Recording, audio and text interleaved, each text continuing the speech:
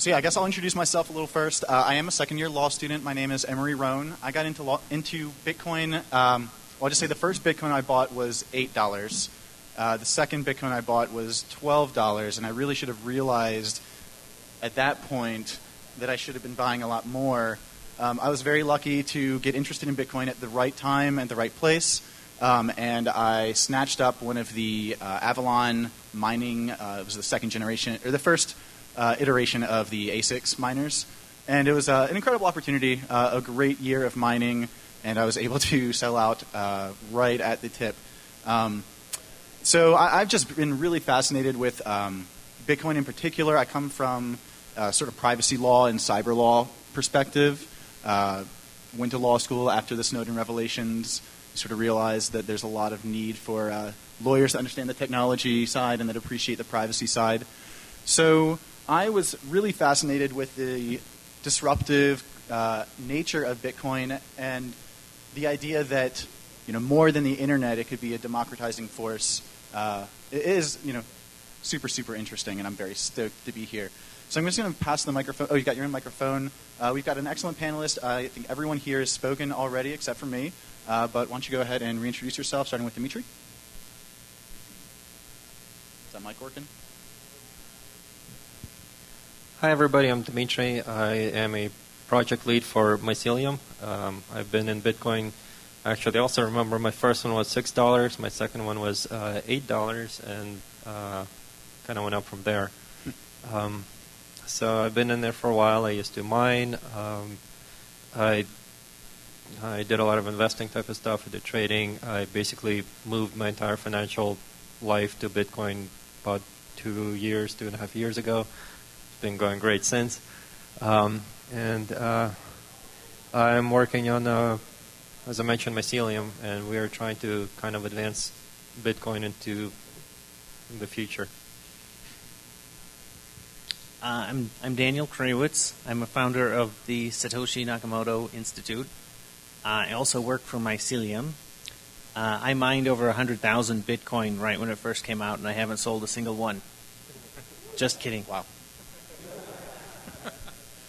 Paul Rosenberg. I manage Crypto Hippie, a professional level VPN. I write the Free Man's Perspective newsletter, and I've been interested and involved with digital currencies for a lot of years. I'm Chris Odom. I'm the creator of the Open Transaction System and the co-founder of StashCrypto.com. All right, great. So this is the last panel of the show, which I think really gives us some flexibility here. I was hoping to keep this the most unscripted panel of the conference. I think we might be able to succeed there.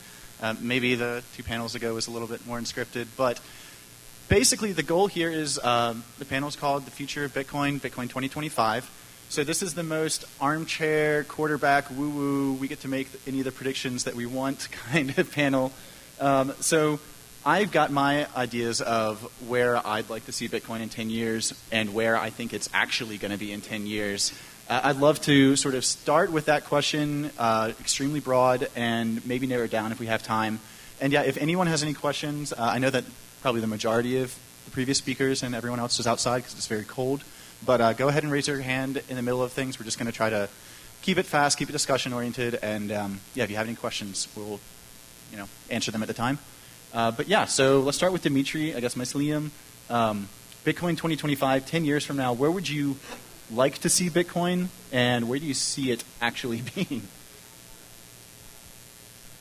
Well, since I'm the project lead for the top Bitcoin company, that's basically one and the same question because we're going to make it go where we want it to go. Absolutely. So I'd say maybe $1,200 to $1,300. I'm kidding. Price-wise, I have no idea. It might actually be predicting price at far ahead is pretty useless because I could say $3 million, but at that point, $3 million might buy you half a house. So the actual blockchain, Bitcoin type stuff, I expect that people's identities, money, any kind of assets ownership will all be registered on the blockchain within 10 years. Everybody will have devices that are dedicated to storing hardware keys, so it'll be hardened hardware devices that are first and foremost there to prove who you are, prove how much money you have, and prove what you own. And as a secondary feature, they'll also run your video games and other junk. So it'll be, instead of a phone that runs a wallet, it'll be a wallet that runs a phone. And it probably won't be called a wallet at this point either. We don't have internet machines. We just have smartphones, computers, whatever else we come up. If you think about 10 years ago was about when smartphones first started out. Before then, everybody was using Nokia dumb phones. So we've come pretty far, and I don't think anybody would have predicted 8-core processor PCs running in our pockets. Regarding what I would like to see, it would be that, there's a thing called speculative attack. I suggest you Google Bitcoin speculative attack. If that should happen, we're all going to be rich if you have Bitcoin. And effectively, people realize that Bitcoin is a much easier, more convenient, and cheaper to use currency than anything else, so people just basically switch to that. And at that point, all business, commerce, interaction will be just as open across the entire world as email is today. So borders basically become meaningless.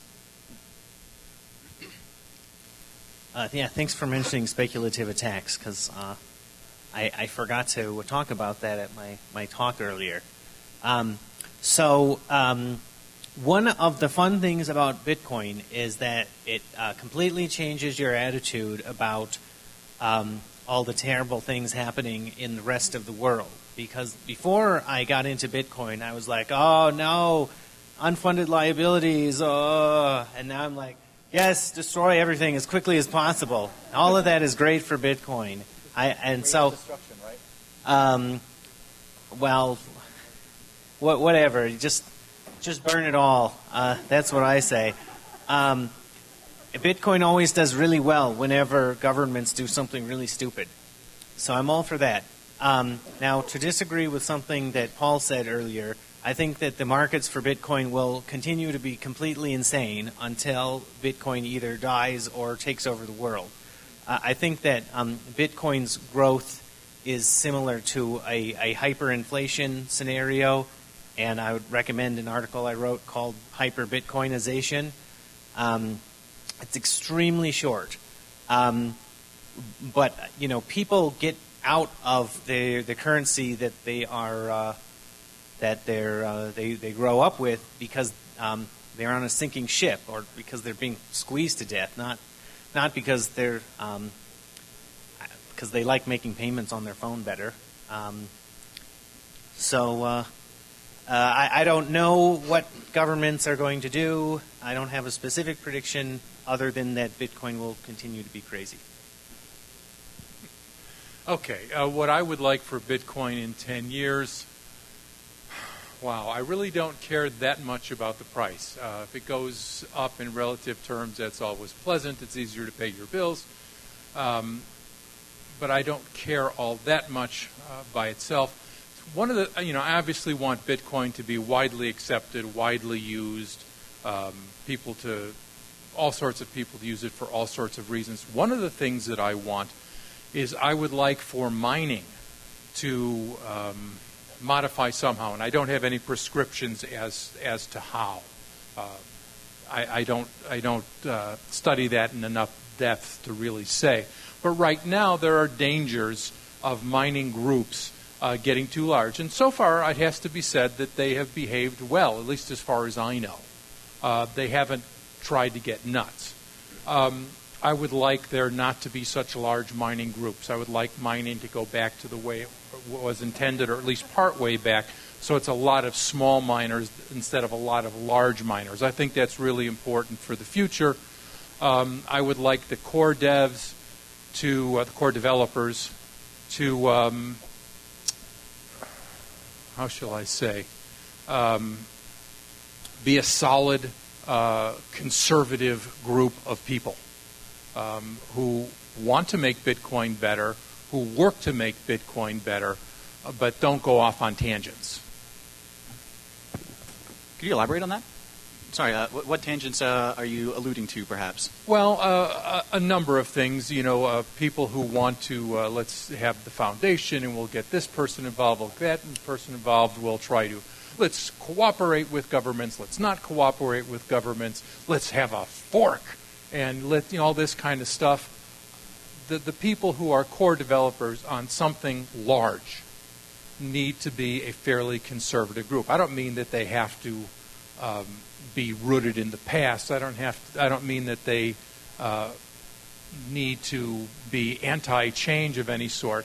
But when you're dealing with something large, it has a lot of inertia, and you don't want it to switch directions all the time because it's not good for the entire market. So change, yeah, but don't be flitting back and forth. So stability over everything else, right? 10 years from now? Well, I would say over everything else. There's other things that could take precedence over that, but all things being equal, stability. That would be great, yeah.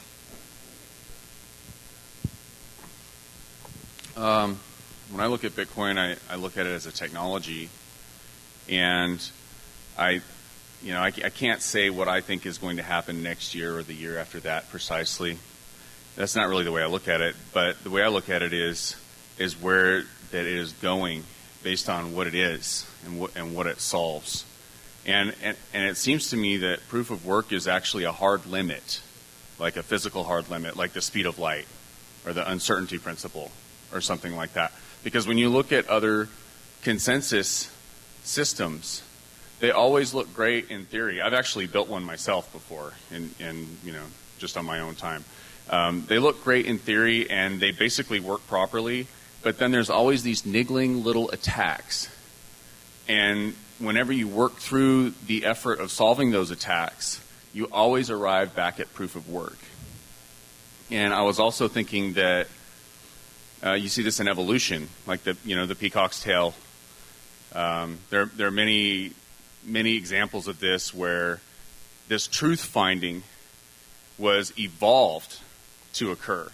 And the reason you have something like a peacock's tail is because it's a cue or an indicator of a certain accuracy of something that the other gender could pick up on accurately that is expensive to fake. The handicapping principle, right? And you see a lot of this in nature. Another example actually is a wedding ring or an engagement ring. Engagement ring is expensive. So it's expensive to lie with an engagement ring. It's cheap to say whatever you want, but it's expensive to lie. And the same is true in Bitcoin. It's expensive to lie. So I think it's a hard physical limit. And because of that impression that I have of it as this sort of pivotal innovation in history, sort of like the printing press or the internet, it makes me realize that it will win over all other consensus-based system and any other altcoin, especially one that's not based on proof of work. Any other system that's not proof of work. And so, and we all know that the obvious benefits of Bitcoin just as a technology over, dollars or any other normal currency like that. I just see, and this is my honest opinion, as someone who doesn't own a huge number of Bitcoin, I believe that sometime in the next decade or two, they will be worth hundreds of thousands or millions of dollars. That's actually just my opinion of it, but we'll see what happens. I like that prediction. Hopefully, if anything else, yeah, our Bitcoins are worth $100,000. That would be great. So I guess when I met Stephen, I was presenting a panel. The panel was titled Bitcoin and the Internet of Things. Could Bitcoin or the blockchain technologies enable a secure Internet of Things? And so I think I'm right there with you, Chris, and that what really fascinates me about Bitcoin is the technology. So I think that we might get a little bit of distinction here between Daniel and Chris and myself. Personally, I think that if Bitcoin is going to take off anywhere, it's going to take off in America absolutely last.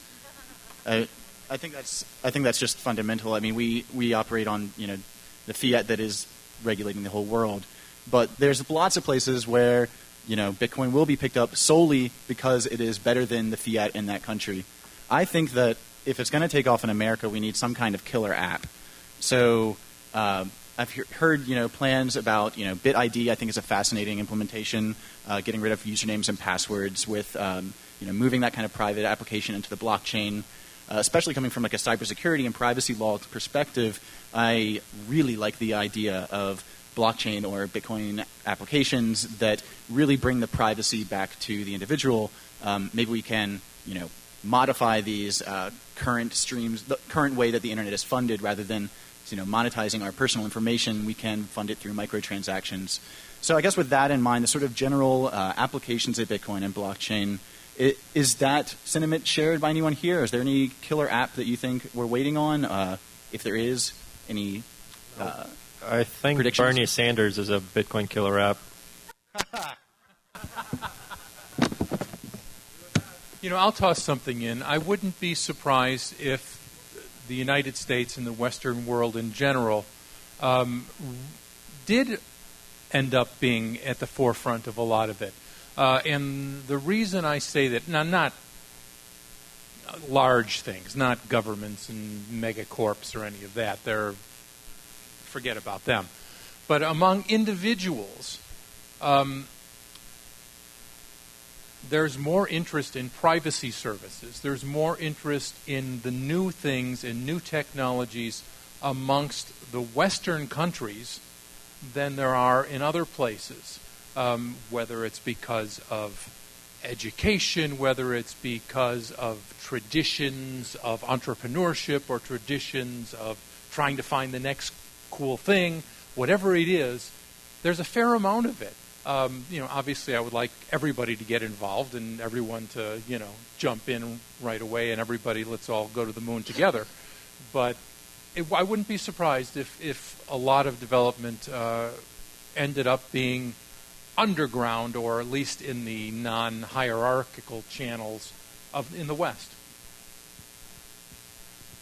I was going to say, sorry. As I mentioned, I've been using Bitcoin, I moved my entire financial life to Bitcoin for over 2 years now, but what you said, Bitcoin is probably not going to be first in U.S., and ironically, it's actually much, much easier for me to use Bitcoin for everything here, because I can use third-party intermediaries like Gift and Purse to buy pretty much everything I need. Whereas if I go to Europe or any other country, most of the time my option is to find somebody to trade Bitcoin with cash for. So, but at the same time, as Daniel said, an intermediary that takes Bitcoin and immediately converts it to dollars isn't exactly part of the Bitcoin economy either. Well, I think that using a blockchain comes at a tremendous cost. It's a very cumbersome way of doing things, and the reason it works for Bitcoin is because we can't afford to have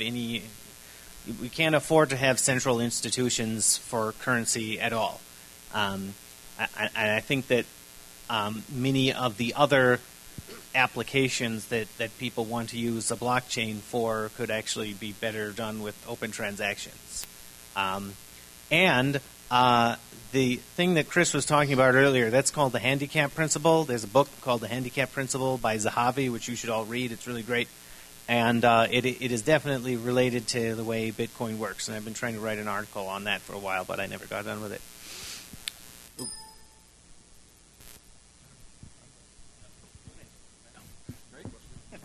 Excellent. Okay, so is there any questions in the audience? I mean, does anyone have any questions? I can throw these out probably all day. Okay. Anyone from outside? Any questions? Okay. No? Okay.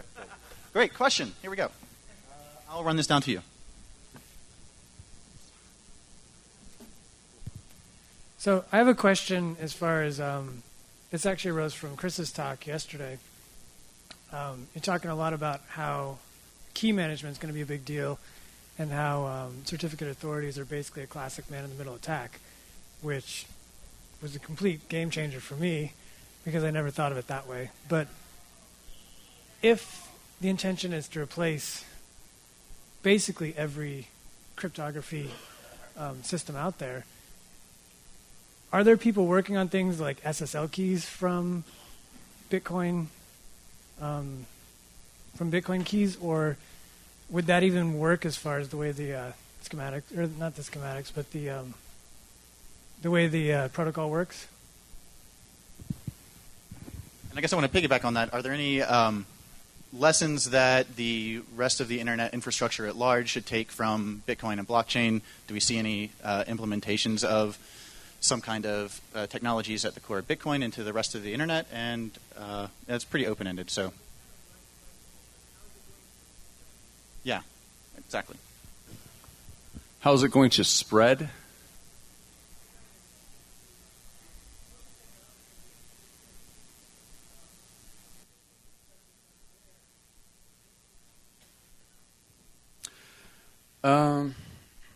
Well, I think that the technology that Bitcoin uses is probably the hardest out there because of how much money is at stake.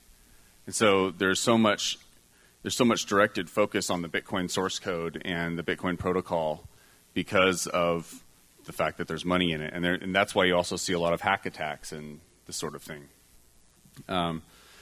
In my system, we support RSA keys, and we use OpenSSL to do those keys. And so that's sort of the library that Open Transactions was originally written using.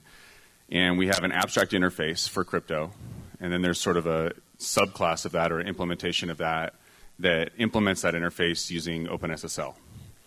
And recently we just finished adding another abstract interface for doing all the same crypto operations using ECC. Specifically, we're using the same code from Bitcoin, which is lib sec p 256k1, and that's the reason that we chose to use that code, was because we figured this is going to be the best, most secure one. Is because it's the one that Bitcoin uses. Yeah. So sort of using the Bitcoin network as a way of really, really testing the mettle of all of the underlying protocols that are used in other technologies. Yeah, but also along the lines of your question, in open transactions, identity is also abstract, not just the crypto, right? The identity is abstract, and you can create an identity in any other existing system and then use that as the source for the identity in open transactions. So, for example, you can make a X509 certificate, you can make a self-signed cert, or you can get one issued by a certificate authority, and then you can use that as the source to create your open transaction pseudonym. And then later on, if you wanted to run your system like this, which I don't recommend, by the way, but there are certain business applications I can imagine where maybe a company wants to run it, and they want the ability to revoke certificates and reissue them and do that sort of thing.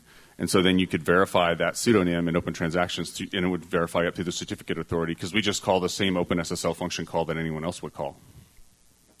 But I think in the wider sense of things, that's not how it's going to go, except for sort of internal, intranet sort of applications, private blockchain sort of applications.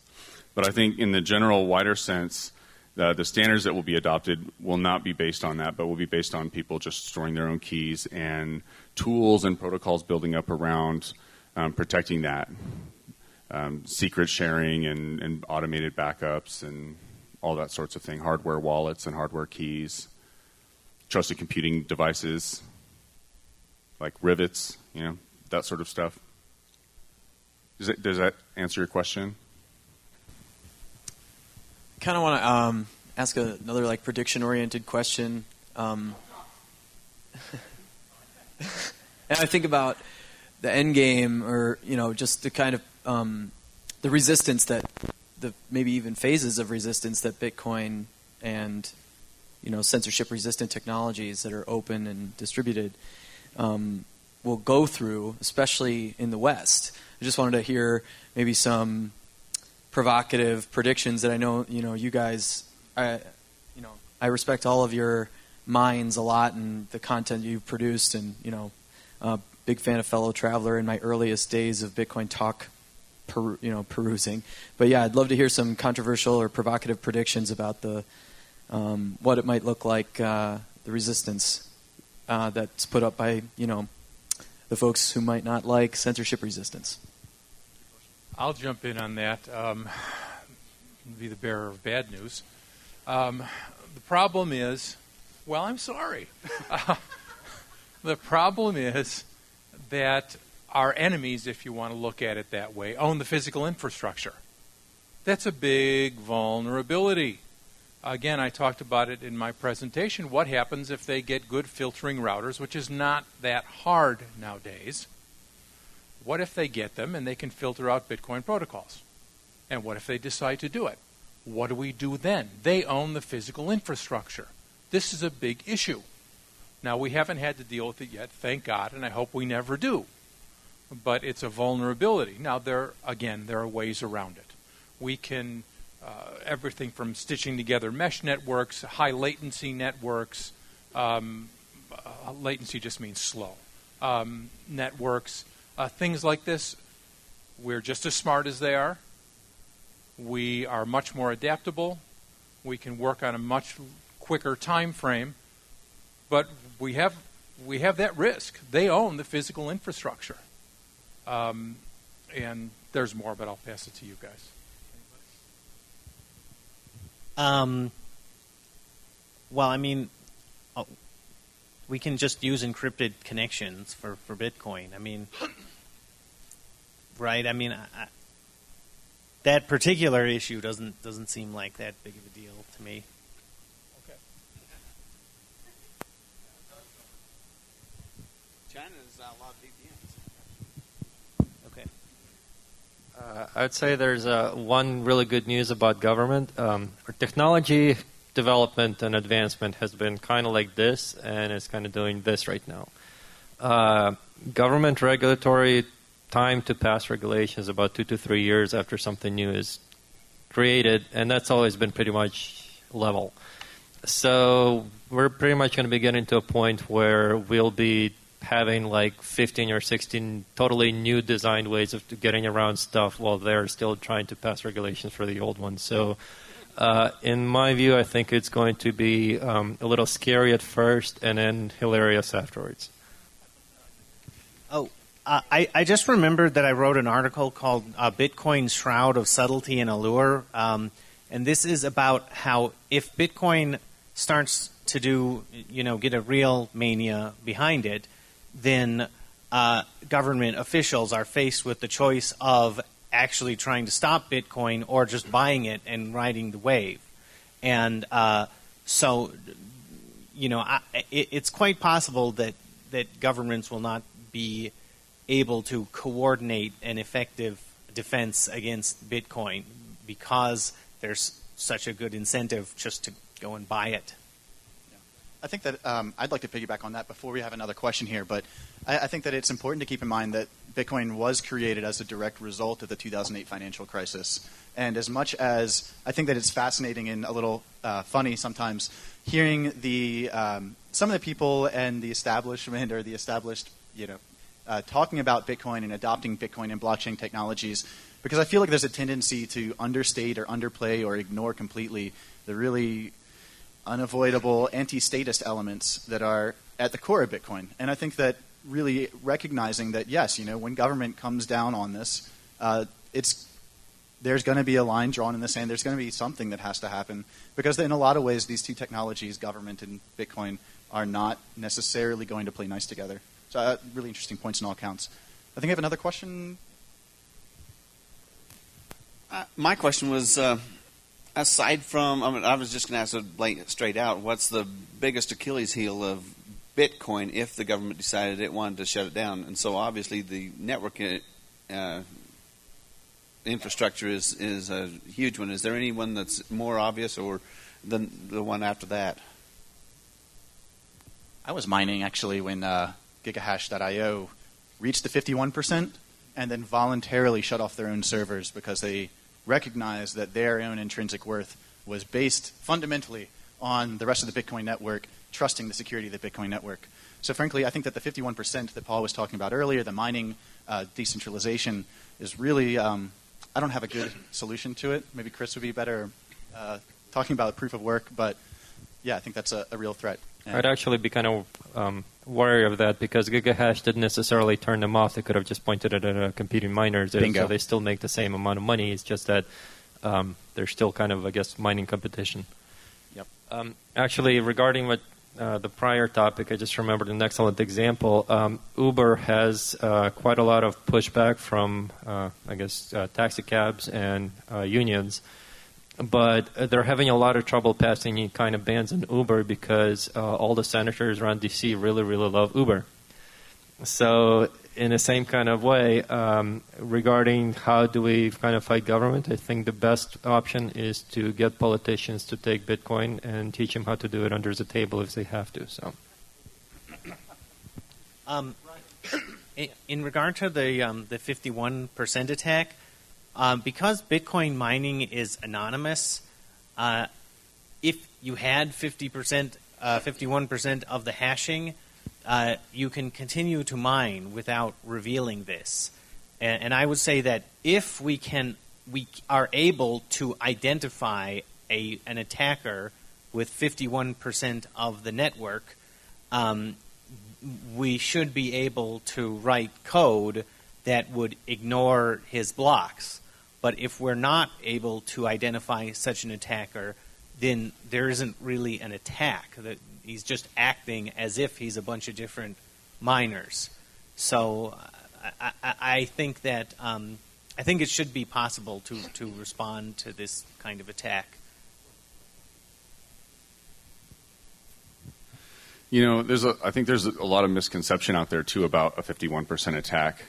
I mean, it's not something that actually keeps me up late at night. You know, Bitcoin has achieved a practical degree of security, a practical distribution of risk, and it's not 100% perfect. But I think once you try and design a system that has 100% perfection, you end up with like the Federal Reserve. And so I would prefer, you know, a practical distribution of risk. And also with a 51% attack, you know, this doesn't mean that you can rewrite history either. You know, you can't just play God. It means that maybe you could cause a fork from a certain point forward, you know, or that maybe you could perform some sort of denial of service attack on certain transactions going through. And I might add, at your own expense, because if you had that much hashing power, you would normally be profiting from processing those transactions. So it's another case where it's like you really have to be a disinterested party with a huge amount of resources, an amount of resources that I don't think anyone has, by the way, or that no single state. Yeah, exactly. And not even, I mean, Bitcoin is much bigger than the United States. If people say, well, is a government going to shut Bitcoin down? Which government? The world powers? Yeah. Yes, any more questions? I'm not sure how much time we have left. Are we good on? I know that we're already going over, I think, a lot of time. Oh, one more. All right. Along these same lines, I have the same problem convincing my friends about Bitcoin. When I explain it to them, their first reaction is that, oh, well, for sure the government's going to shut it down because it's directly opposed to their agenda. So my question is, since Bitcoin is a threat to the Federal Reserve and all the other countries' monetary schemes and agendas, I'm thinking, well, okay, you can convince the senators that it's a good thing, or you can have this regulatory delay you were talking about that protects us. But the problem is the feds are run by bankers, and they're in bed with the executive branch of government. The executive branch of government has a way of bypassing the legislature and moving their agendas. So what is to prevent that from just instantly terminating it with some unforeseen methodology to move their agenda and bypass the legislative system, which to me is worrisome because they've already shown that that's what they do. So I guess what sort of checks does Bitcoin have against the government? Just really quick, I just wanted to say that if you have an institution such as the Federal Reserve or a banking system, and they're increasingly realizing that something is an actual threat to their existence, then I don't think you can avoid the effect where the bureaucratic shell starts to eat itself from the inside out, from all the little nibbling fishes, like fishes nibbling on a piece of bread when you throw it in the pond. You know, there will be people on Wall Street, as prices go up and go down, who will be going in and trading on these things to profit by them. And there will be people who will be socking away Bitcoin and so on. And I don't think that these corporate institutions or bureaucratic institutions can escape that effect. And so, but I also don't think that that government somehow goes away or ceases to have an influence. I think there will always be some form of governance in one form or another, and hopefully mostly based in cryptographic law.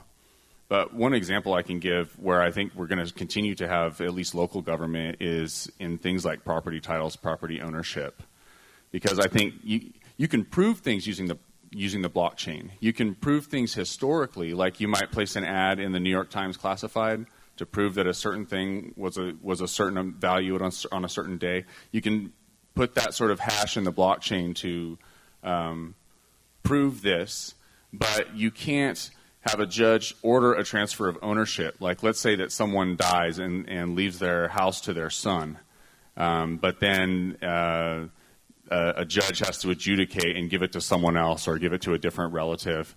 And if you had a property title that was registered on the blockchain and someone dies and loses the private key, right?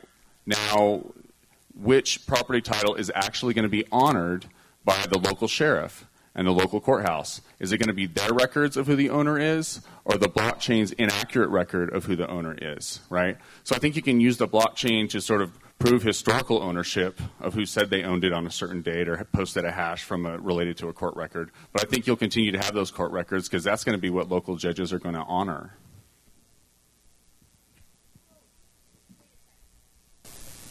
Yeah, I think that wasn't it just Russia in the past week or two that said that.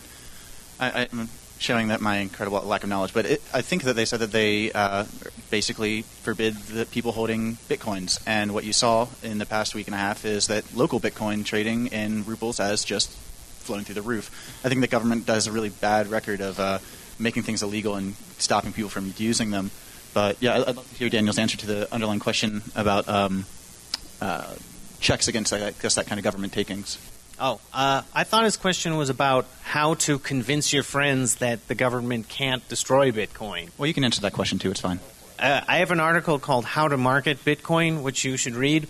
And basically the way that a thing can become a currency is that people have to invest in it. And they have to do it a little bit at a time to prove to each other that they're serious. That's how money develops. So if your friends aren't ready to invest, then just say, I'm not worried about that, and just let them wait a while, and some news will come out. And so I would say that marketing Bitcoin has to do with enticing other people to invest in it, not trying to push it on people too much. Well, my answer to that is that Bitcoin is just a list of accounts and their balances, and when you send Bitcoin transactions, effectively all you're doing is sending a message that a computer can parse. It says from account A to account B, send so much money. Bitcoin protocol that's what it is. So essentially, Bitcoin at its very core is simply language. So anybody can meet somebody else over the phone or in person and say, here, write down this 250-character gibberish sentence, whatever, and I sent you a Bitcoin. So in order for governments to actually effectively ban Bitcoin, they would basically have to ban all forms of communications and language, which is kind of impossible. If you've noticed my kind of a slightly funny-sounding accent, I'm from USSR.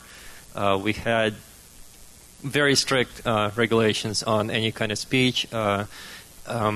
Typewriters were all registered, and if you wanted to get a typewriter, you had to specifically register with forms in the government because they didn't want you printing anything that would be against them. So it was very, very strict, tight controls on everything, including all the phone lines were being listened to and stuff.